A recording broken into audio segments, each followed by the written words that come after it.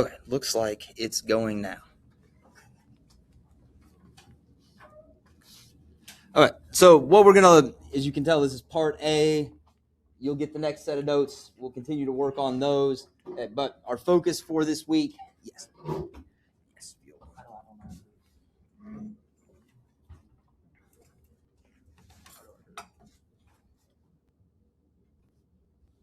then enter in your ID or your name, and then once it pulls you up, just click add. We focus on why we have government, not as a class, but government, period. That's what we're going to learn, what government is, what government does, what life is like if we don't have government,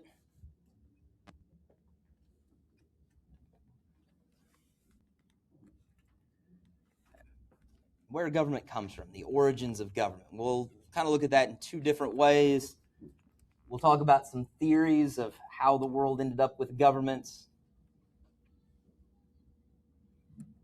And we'll also look at some historical developments that give us the governments that we have. And again, if at the back of the room you cannot see, there are still some open desks.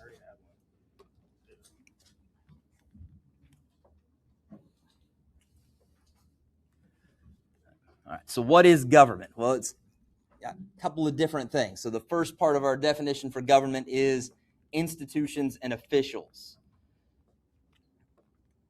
And as you'll see, this is kind of like one of those Russian dolls where you open it up and there's another smaller doll inside, kind of the same thing here. So we need to know what institutions and officials are.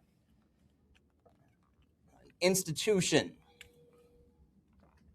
is an established organization. And when you hear people talk about McDonald's as an American institution, well, they mean something different, but it is an established organization.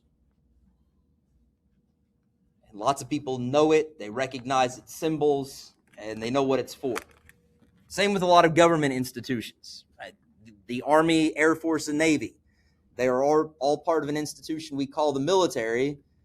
They all do different things. I'm guessing you guys pretty much know which one of those runs the submarines and the aircraft carriers. Right? It's the Navy. That's what that organization is established to do.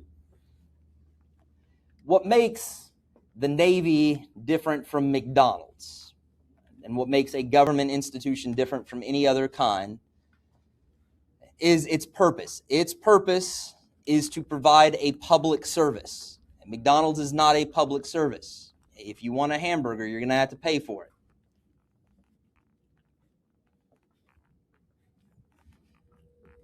When we talk about a government institution, it's an established organization providing a public service.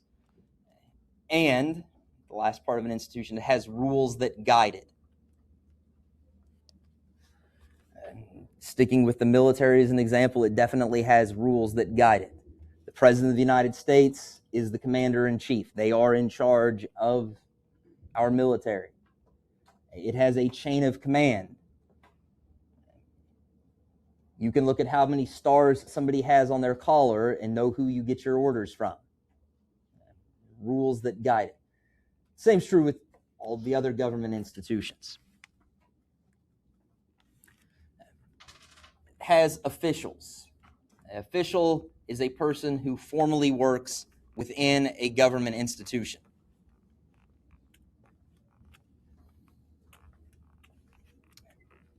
The President of the United States is an official. They work in the executive branch of our federal government.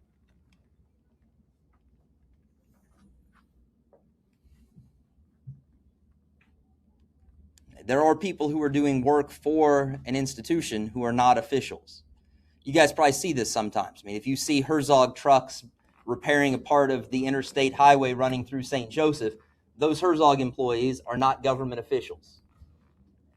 They're being paid by the government to do a job, but they are not officials within any government institution. All right, the second part of our definition of government is that government is organized to establish public policies and carry them out. To establish and carry out public policy.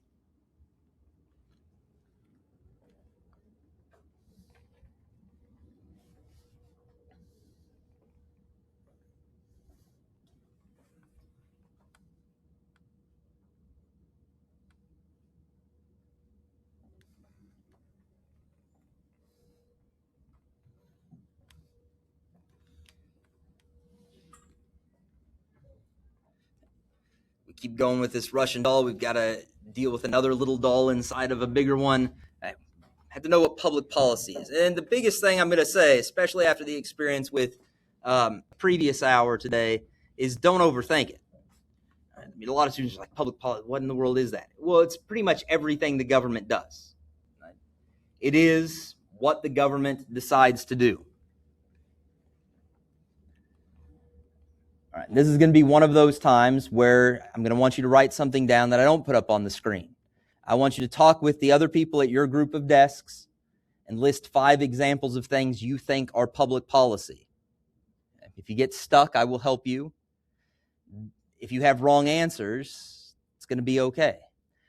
My only requirement for your group's answers is that they are all the same. And this is probably one of those times where I will take the time to check to make sure that everybody at the group worked together and wrote down the same list of 5 things. I don't want anybody sitting there in silence making their own list and ignoring everybody else. You guys can do this. It isn't going to take long. I'm going to set a 3-minute timer up on, well, I'm going to set it over here. And when that goes off, it's when I need your list of 5 things. Any questions? Okay, start talking to each other.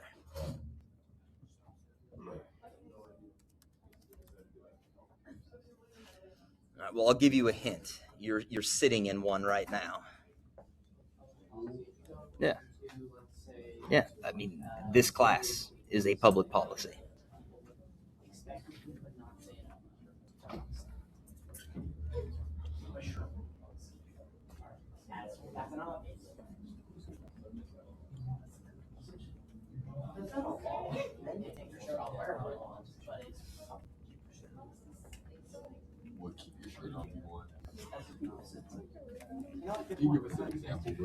Well, I mean, as a hint, you're sitting in public policy right now. I mean, this class is a public policy. I mean, the government decided you have to take it, you have to pass it, you have to do all these things or you can't graduate. That's public policy. Yeah. Yeah, do not overthink it. So what's the difference between public policy? Nothing. Nothing? No, they're just different flavors of public policy. Okay. Yeah, public policies can be big, they can be small. I mean, the decision to go to war with Iran is a public policy just as much as deciding how many buttons a military uniform is going to have next year. Those are both public policies. Obviously, they have different impacts, but they're all public policies. All right, you guys are asking good questions. If you have questions, ask. If you are still absolutely stuck, as I've told a couple of other groups, you are sitting in public policy right now. All right? This school, this government class, the requirement that you are here, all of that is public policy. Yeah, anything the government requires. Those all work. Yeah. Yeah.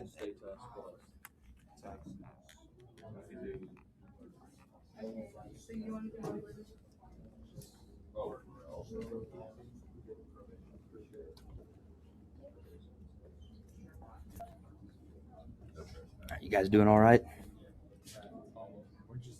Okay. No, thinking's good. Thinking's good. I just don't want you to be stuck.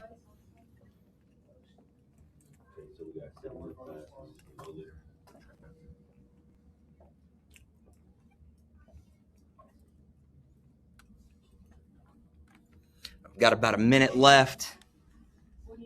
And again, don't stress. The most likely thing you're doing if you're not finished is overthinking it. Oh, I will give you those. Yeah, I'll give you. I mean, they're broad examples, but yeah, those I will give you. Yeah, guys, the 2 lines you have in your notes for examples underneath, I will give you those. If you've got your 5, you are golden. Yep.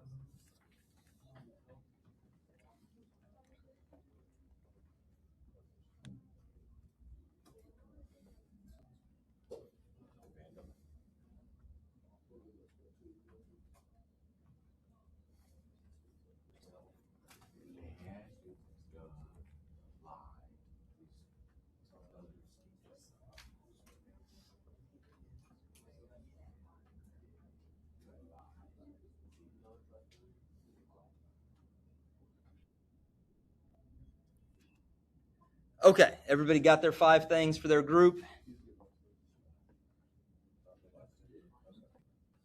For the sake of time, I'm not going to call on every group and have them give me one, but I will hit a few of our groups.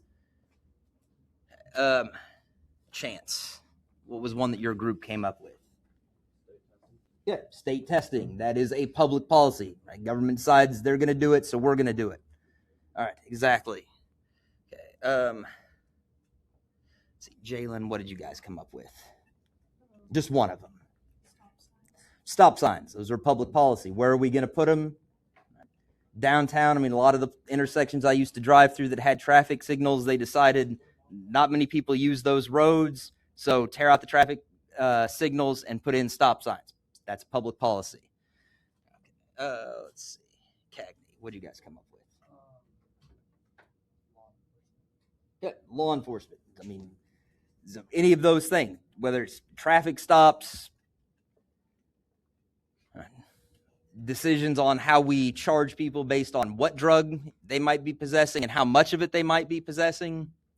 Now you're looking at me like, you seem awful familiar with this stuff, Dr. Brown. Yeah, no, that is not a side gig of mine. Okay. No, and those are all, I mean, all of those things are good examples. Okay, and is talking to this group, like I said, it could be big or small things. The decision to go to war with Iran is public policy. The decision to change the number of buttons on military dress uniforms is also public policy. If the government decides to do it, it is a public policy. The examples I'm going to give you to write down here on those last two lines you've got on that slide. Oops. Okay. Spending money. Anytime the government decides to spend money in any way, that's public policy.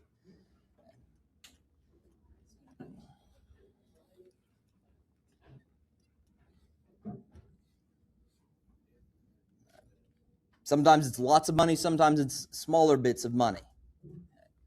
How much money are we going to spend on schools? Do you imagine that our school might be a little different if the state spent more money on schools?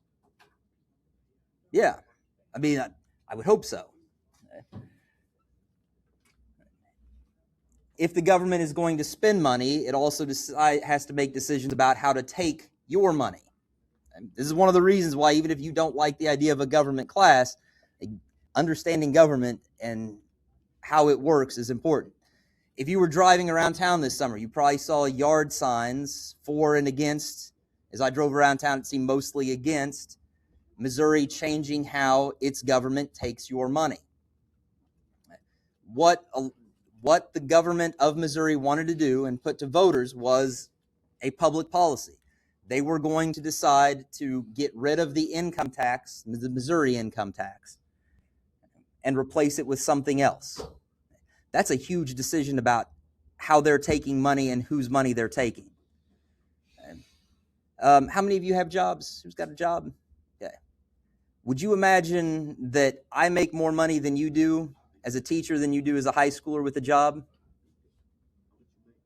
Well, I won't tell you that, but take a guess. Do you think should I probably make more than a high schooler working a job? I should ask somebody else. All right. Well, I will tell you. I will give you an answer. The answer is yes. We should hope that I am making more money as a teacher than doing whatever you're doing, or I should stop this and find where you work and get a job there. And if I make more money than you, there was a point to this. It was not a flex to talk about the fact that I, as a middle-aged man, make more than a 16 or 17-year-old kid. All right, the point of this is saying, if Missouri gets rid of the income tax, they're setting themselves up to take less of my money, but they still need money. So where are they going to get it? Well, if they're taking less of mine, they're probably going to have to do something that takes more of your money. And that's what they would have done. They would have gone to a state sales tax. Okay. Everything you buy in St. Joe, if you go to the North Shops and you buy something anywhere, right, you're paying about 10% sales tax. So for every $100 you spend, the government is adding $10 more that you have to pay. If they raise the sales tax, then all of a sudden, it doesn't matter. If I go into a store and buy the same thing that you're buying, we both pay the same sales tax, but it hurts me a lot less than it hurts you, right, if I make more money. And so taking money, whose we take, how much of it we take, how we get it, that's all public policy.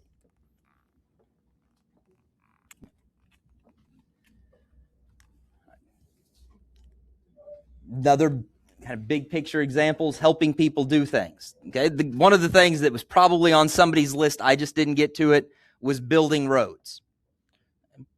The government builds roads, that helps us get around, helps us get to school, helps us get to work, makes it easier for us to get home.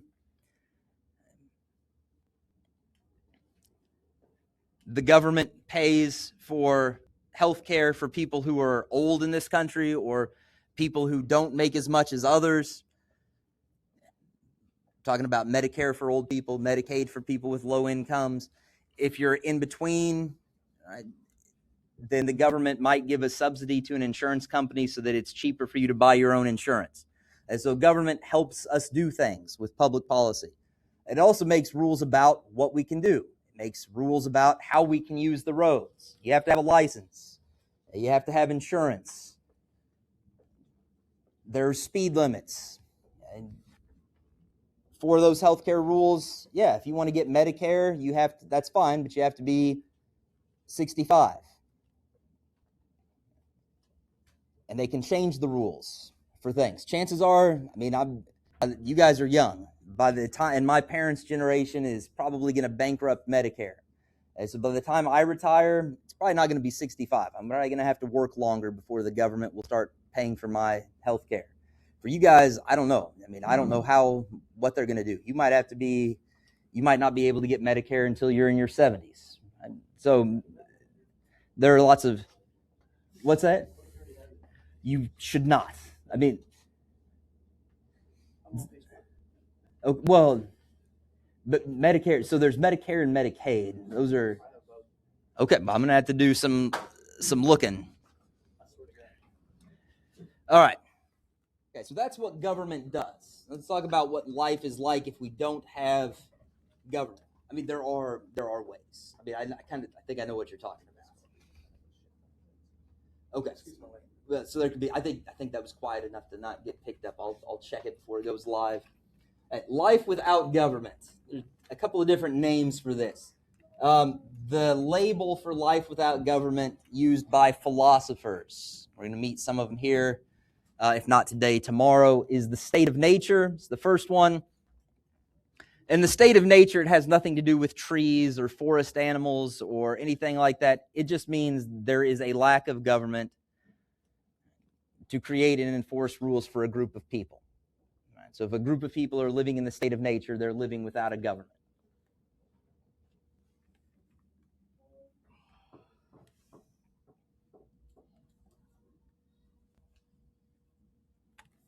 The other term is anarchy.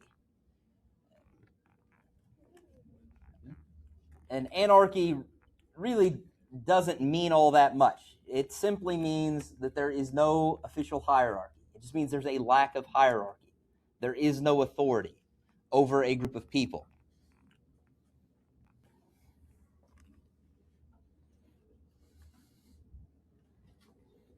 And so if you're ever out and about and you run into somebody who is an anarchist, what they probably mean in saying that they are an anarchist is that they think we are all equal and nobody should be able to tell anybody else what to do.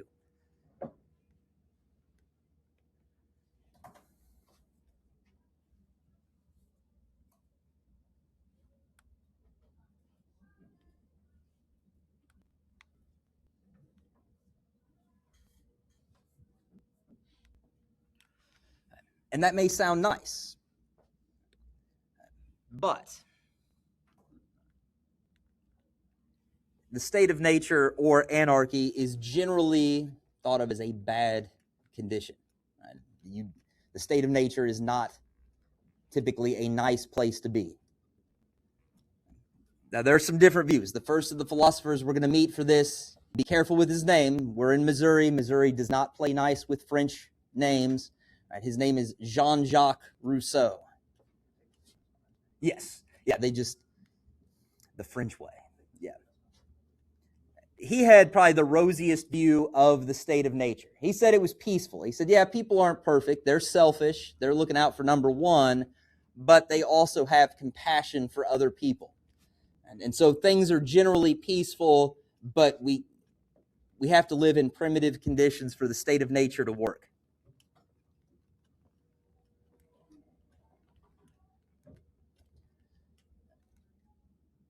John Locke is next, and he takes a middle view. His starting point is the idea that everybody is born with rights. We'll talk more about these. These are your natural rights. For now, you get just write down what's on the screen, and you're golden. Everyone having rights is nice, but in a state of nature, we have a problem. Right? Everybody has rights, but there's no government to protect our rights from other people. Actually, we're moving along. We'll hit Thomas Hobbes. I want you guys to get full spectrum here. Thomas Hobbes, I kind of think of him as hard-hearted Hobbes. For him, the state of nature is a place of violence.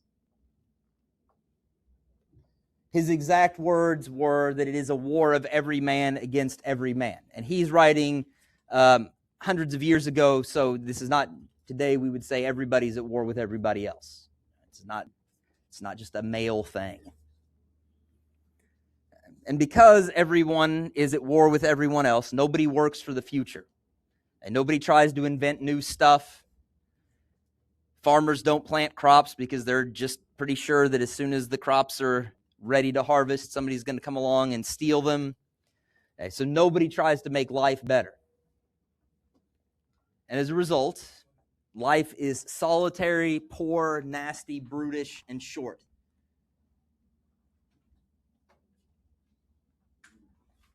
Which is sometimes how people describe me. We'll pick up back with this tomorrow. For now, just make sure you've got your name on those notes. Hang on to them, bring them back, and we'll keep moving.